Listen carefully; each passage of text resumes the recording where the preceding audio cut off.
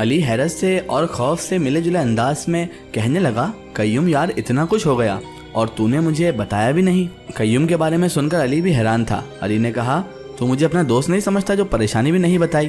कय्यूम कहने लगा, बस यार अपने तौर पर मैं मामला हल करता रहा, लेकिन अब किसी आमिल की मदद चाहिए। मुझे बता, तूने जिससे अपना इलाज करवाया था, मैं उसी के बारे में पूछने आया था। कय्यूम ने कहा तो अली उसी वक्त तैयार हो गया और कहने लगा कि चल आ, अभी जाकर उनसे मिल लेते हैं। कय्यूम भी फौरन उठ खड़ा हुआ और दोनों बाबा के आस्थाने पर चले आए। शाम का वक्त था, आस्थाने पे अभी काफ़ी रश था। अली और कय्यूम दोनों इंतज़ार में बैठ गए। जब उनकी बारी आई तो कय्यूम ने फौरन अपना मुद्दा बयान किया। बाबा जी ने सारी बातें सुनी और कहा कि ये नागिन जो जिनजादी है कोई ज़्यादा ताकत वाली और अनोखी लगती है। इसके बारे में मुझे थोड़ी पढ़ाई करके अपने मुवक्किलों से पता करने दो, फिर ही मैं इसका कोई हल बताऊंगा। वो दोनों वहाँ से कुछ मुतमईन लौटे, लेकिन कय्यूम को अपने बेटे अरशद की फ़िक्र थी कि किसी तरह उसकी खबर मिल जाए, और उसने अपनी फ़िक्र का इजहार बाबा जी के सामने भी किया था। तभी बाबा जी ने कहा था कि मैं इंशाअल्लाह उस बच्चे को कुछ होने नहीं दूंगा। कय्यूम घर लौट आया, लेकिन घर में दाखिल होते ही उससे लगा कि जैसे वो किसी और के घर में आ गया हो। उसके घर में सांप ही सांप थे, तरह तरह के छोटे बड़े ढेरों सांप पूरे घर में फैले हुए थे, रेंगते फिर रहे थे। कय्यूम तो खौफ और हैरत से दंग रह गया। उसे अपनी बीवी और बच्चों की फिक्र हुई। उसने दरवाजे पे ही खड़े खड़े उसकी बीवी को आवाज़ दी। अगले ही लम्हे उसकी बीवी की फंसी फंसी आवाज़ आई, कहाँ हो तुम और बच्चे? कय्यूम ने परेशानी से पूछा, मैं और बच्चे इधर स्टोर में हैं, पेटी के ऊपर चढ़े हुए हैं।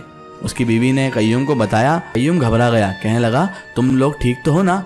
कय्यूम ने पूछा तो वो कहने लगी, अभी तक तो हम ठीक हैं, लेकिन यहाँ पे नीचे बहुत सांप हैं, हम क्या करें? आप कुछ करें। उसकी बीवी ने बेबसी भरी लहजे में उससे कहा, तुम फिक्र मत करो, मैं भी कुछ करता हूँ। कय्यूम ने तसल्ली देते हुए कहा, और खुद उसे कुछ समझ ना आया तो एक डंडे से सांप मारने लगा, लेकिन उसके मारने से पहले ही सांप गायब हो जाता।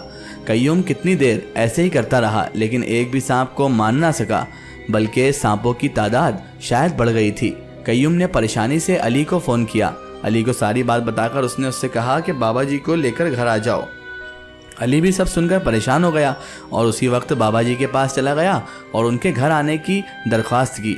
बाबा जी ने भी जब मामला देखा तो अली के साथ चले आए। बाबा जी जैसे ही घर में दाखिल हुए, सांपों ने अपने फन फैलाए और अपनी ज़बान निकालकर सरसराने लगे। सारे सांप फन फैलाए खड़े थे। कय्यूम और अली के रीढ़ की हड्डी में सनसनाहट दौड़ गई थी। बाबा जी ने कुछ पढ़ाई करके पानी पे फूंक मारी और वह पानी सांपों की तरफ छिड़क दिया। सारे सांप एक जगह पे इकट्ठे हो गए और एक दूसरे में मुद्गम हो गए। सारे छोटे सांप इकट्ठे होते होते एक बड़ा सांप बन गया जो अपना फन फैलाए खड़ा था और बाबा जी की तरफ देख रहा था। कौन हो तुम? बाबा जी ने बारौब अंदाज में उससे कहा। मैं सांपों की रानी हूँ, एक जिनजादी हूँ। उस बड़े सांप ने जवाब दिया। तुम कय्यूम के पीछे क्यों पड़ी हो? बाबा जी ने पूछा। तो वो नागिन जिनजादी कहने लगी, कय्यूम ने मेरे बच्चे को मार दिया है। मैंने इसे अपने बच्चे हिफाजत से रखने के लिए दिए थे। मैंने अपने बच्चे कय्यूम को दे के उनकी हिफाजत करना ऐसे करके कहा था, लेकिन इसने मेरे बच्चों को मार दिया। सांपों की रानी ने कहा, जो असलियत में तो शाजिया ही थी। कय्यूम उसे पहचान गया था। वो एक हादसा था। तुम्हारे बच्चे ने कय्यूम के बच्चे पे हमला किया था, तो अपने बचाव में उसने कुछ ना कुछ तो करना था। बाबा जी ने कहा, लेकिन वो सांपों की रानी शाजिया ने उनकी बात नहीं सुनी और अपनी बात पे कायम रही। तुम कय्यूम और उसके बीवी बच्चों को छोड़ दो, उनका इसमें कोई भी कसूर नहीं है। गलती तुम्हारी है, तुमने क्यों अपने बच्चे किसी और के सुपुर्द किए? बाबा जी ने जैसे ही शाजिया को आईना दिखाया, हाँ मेरी ही गलती है, लेकिन मैंने कय्यूम पे भरोसा किया था। मैंने सोचा था कि मेरे बच्चे हिफाजत से रहेंगे, लेकिन मुझे क्या खबर थी कि ऐसा हो जाएगा। शाजिया ने कहा, लेकिन ऐसा भी क्या हुआ था जो तुमने अपने बच्चे कय्यूम के सुपुर्द कर दिए? बाबा जी ने उससे पूछा, और ये सवाल तो कय्यूम के दिमाग में भी ऐन था। मैं अपने इलाके की सबसे ताकतवर और ज़हीन नागिन शुदा जिनजादी हूँ। मेरे कबीले के बाकी सांपों को दुश्मनी की बुनियाद पर मार दिया गया था। बस मैं ही अकेली बची थी। वो लोग मुझे मुर्दा समझकर छोड़ गए थे। वो हमारे कबीले के पुराने रखवाले थे, लेकिन अब उन्हें किसी ने बताया था कि हमारी नस्ल के जो सांप हैं वो एक तो बहुत कीमती होते हैं और दूसरा बहुत सी दवाएं इस्तेमाल में ला सकते हैं उनके जहर से, और वो दवाइयाँ बहुत महंगी तैयार की जाती हैं। अब हमारे वो रखवाले ही हमारे दुश्मन बन गए थे। उन्होंने मेरे ख़ानदान को मार दिया था, मुझे भी मार दिया था और मुर्दा समझा, लेकिन मैं ज़िंदा थी और उनके जाने के बाद मैं वहाँ से भाग निकली। मैं उन्हें एक खुली जगह पर अपना ठिकाना बना लिया। अब मैं थी और मेरे साथ मेरे बच्चों की फ़िक्र थी। मैं बस इसी कोशिश में थी कि मेरे बच्चों को महफूज ठिकाना मिल जाए ताकि उन्हें किसी के लालच की वजह से अपनी जान हाथ से ना धोना पड़े। नागिन शाजिया ने तफसील से बयान किया। इसीलिए मैं अपने बच्चों को कभी कहीं छिपाती तो कभी कहीं छिपाती। फिर मुझे एक दिन कय्यूम मिला तो मैंने इसकी कुछ मदद कर दी। बस ये भला मानस था, शरीफ इंसान था, मेरे एहसान तले दब गया, इसीलिए मेरी बात मान ली। लेकिन किस्मत की सितम देखिए, उसकी ज़रीफ़ी देखिए। कय्यूम के जुल्म ने मेरे बच्चे को मुझसे छीन लिया। नागिन शाजिया ने जैसे आज कसम खाई थी कि अपने दिल का हाल खोल कर रख देगी।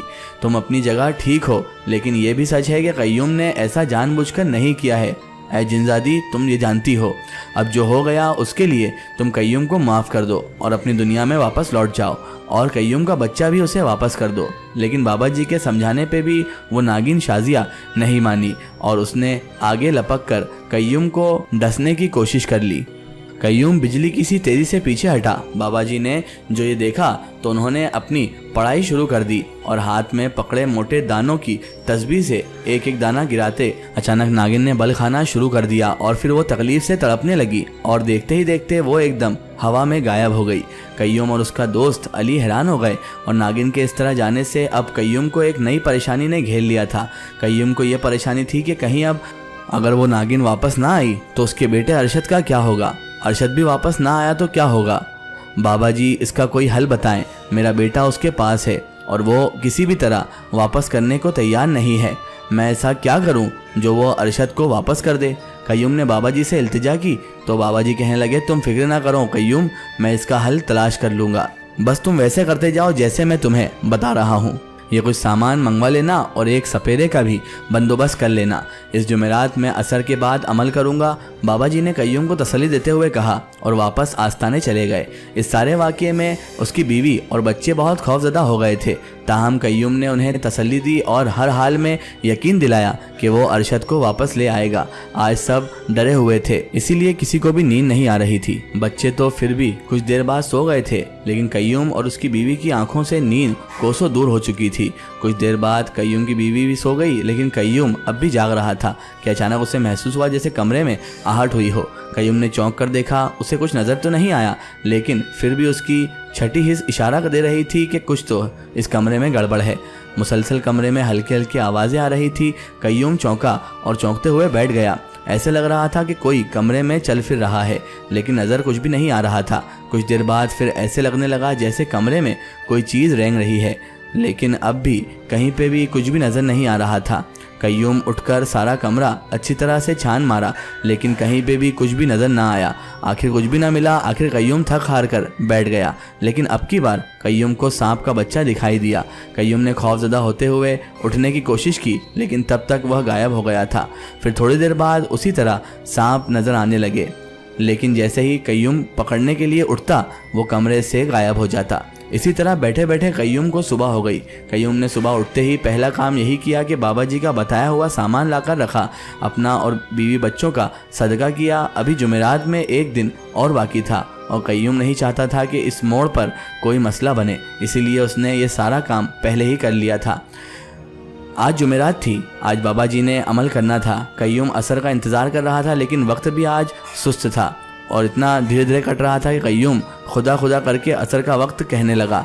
असर का वक्त हुआ तो बाबा जी की आमद के आसार नज़र आए। कय्यूम की आधी परेशानी बाबा जी को देखकर ख़त्म हो गई। क्या हालात रहे, कय्यूम से बाबा जी ने पूछा तो कय्यूम कहने लगा, रात होने वाले वाक़ये के मुताल्लिक सब कुछ बता दिया। बाबा जी ने यह सुनकर कुछ सोच में पड़ गए, लेकिन फिर उन्होंने अमल की तैयारी शुरू कर दी। बाबा जी ने सारा सामान सेट किया। कय्यूम और उसकी बीवी बच्चों को एक महफूज जगह पे पास ही में बिठा लिया। सपेरा भी आ चुका था। बाबा जी ने अब अपनी पढ़ाई शुरू कर दी और सपेरे से बीन बजाने के लिए कहा, अब बजाओ बीन। अभी कुछ देर ही गुजरी थी कि एक मोटा सांप रेंगता हुआ अचानक आने लगा। सपेरे की बीन की धुन पे सांप मदहोश होए जा रहा था और बाबा जी की पढ़ाई उसकी रही सही ताकत भी छीन लेती। वह नागिन करीब करीब था कि बेहोश हो जाती कि एकदम वह फन फैलाकर तन कर खड़ी हो गई। सपेरे ने अपनी धुन बदल ली और बाबा जी ने पढ़ाई के साथ अब दम किया पानी भी उस पे छिड़कना शुरू कर दिया। नागिन नाच रही थी और बेदम हो रही थी कि कुछ ही देर बाद नागिन बेहोश होकर गिर पड़ी। सपेरे ने बढ़कर उसे पकड़ लिया और अपनी बोतल में बंद कर दिया। सपेरा बहुत खुश था। उसका कहना था कि ऐसे सांप 100 बरस में तैयार होते हैं। नागिन का इंतजाम तो हो गया था रहा, लेकिन अरसल का मैटर तो अभी भी नहीं आया था। उसके लिए बाबा जी ने एक रात का वक्त मांगा था कि एक रात के दौरान वो किसी भी वक्त आ सकता है। बाबा जी ने कय्यूम को सदका देने का कहा और कहा कि हर जुमेरात कय्यूम सांपों को दूध पिलाएगा। कय्यूम ने हामी भर ली कि वह ऐसा ही करेगा। बाबा जी और सपेरे के जाने के बाद कय्यूम नाकाम सा बैठा हुआ था, क्योंकि कुछ भी उसके समझ नहीं आ रहा था। शाजिया उसके मोहसिन थी और उसे अपनी मोहसिन के बारे में बहुत बुरा लग रहा था। रात इसी तरह कय्यूम और उसकी बीवी की बातें करते हुए ही गुजर गई थी। उन्हें दरवाजे से आवाज़ सुनाई दी, माँ माँ पापा। कय्यूम ने चौंक कर देखा तो उसका बेटा अरशद वापस आ चुका था। कय्यूम और उसकी बीवी ने दौड़कर अरशद को गले लगा लिया। दोनों अरशद के बेतहाशा प्यार कर रहे थे और शुक्र अदा कर रहे थे परवरदिगार का कि वो सही सलामत घर वापस आ गया। बाबा जी के कहने के मुताबिक कय्यूम अब हर जुमेरात सांपों को दूध पिलाता है और अपना और बच्चों का सदका देता रहता है। कय्यूम की बीवी के वहम करने के बाद कय्यूम ने वो रिक्शा भी बेच दिया और एक दूसरा रिक्शा ले आया। कय्यूम के हालात अब पहले से भी ज़्यादा अच्छे हो गए हैं, लेकिन फिर भी उसके दिल में कभी कभी शाजिया की याद बुरी तरह खटकती है और उसे अफसोस होता है कि आखिर में जो कुछ भी शाजिया के साथ हुआ वो अगर वह उनकी बात मान लेती तो आज आज़ाद थी और आज़ादी की ज़िंदगी जी रही होती। अगर आप भी अपनी ज़िंदगी कोई सच्ची कहानी या फिर अपनी कोई स्टोरी हमारे चैनल से शेयर करवाना चाहते हैं या आप चाहते हैं कि आपकी रियल स्टोरी हम अपने चैनल से शेयर करें, तो हमें कांटेक्ट करें हमारे फेसबुक और Insta page my story book पर। फेसबुक और इंस्टा पेज पर हमसे जुड़ें और हमें अपनी स्टोरी ज़रूर शेयर करें।